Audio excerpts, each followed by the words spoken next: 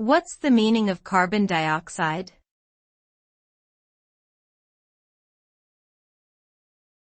Carbon dioxide.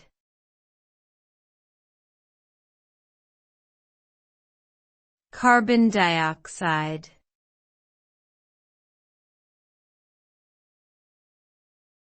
Carbon dioxide.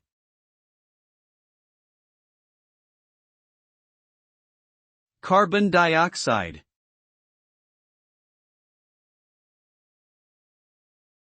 Carbon dioxide, CO2, is a colorless gas that is present in the Earth's atmosphere and is essential for plant life. However, excess amounts of CO2 can result in negative effects on the environment, such as the greenhouse effect and climate change.